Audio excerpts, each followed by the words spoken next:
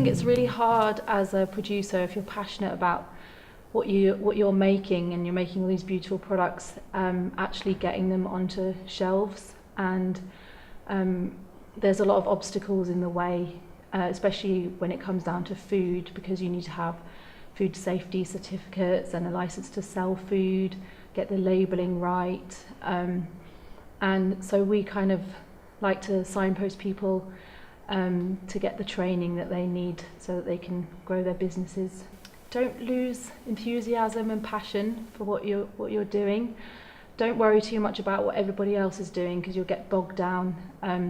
It's good to keep an eye on your competition, but at the end of the day, you've just got to focus on your own product and your own business and your own dream, and then worry about everything else once you've got yourself off the ground. And don't be afraid to ask for help and support. I think it's very good to, when you first start out, to lay down what your principles and your ethics are, but it's always good to remember where you started the business in the first place and make sure you stick to those principles, because your customers will value those. It matters to them that you stick to your beliefs.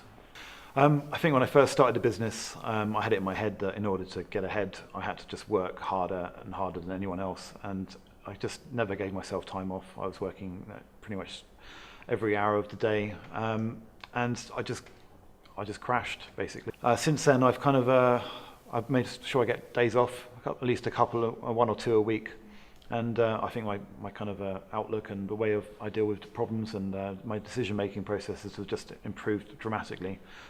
Before you do anything, any big changes, anything drastic, just plan every single possible avenue. Chances are that your plan won't go as planned. If there's enough planning done, you can pretty much get yourself out of any situation.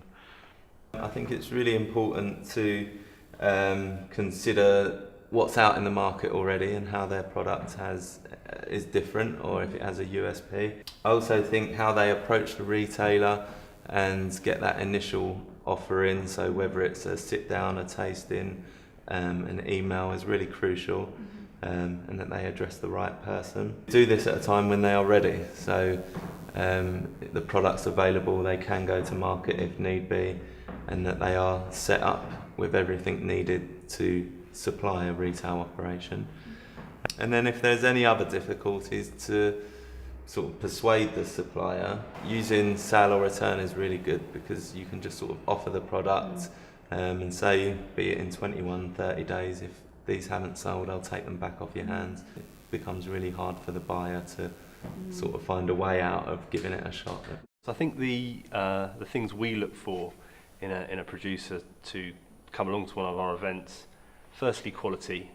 May seem obvious, but it's the number one thing. We look at quality, and that's not just about the taste of the food, it's about how it's sourced, ethical production, and passion. And the most successful traders at events and the people that really make the festivals and events work are people with passion about their product, who love what they're doing, who are obsessed with it, and that comes across, and it helps them sell. And from our point of view, we want to run large events with lots of variety, and to enable that, we need people to specialise. If people try and cover all the bases, it makes it tricky to set up an event where everyone can do well. So specialisation is key, and also it's the specialists that tend to do best. They focus on one area, one thing they're really good at, and they do it very, very well.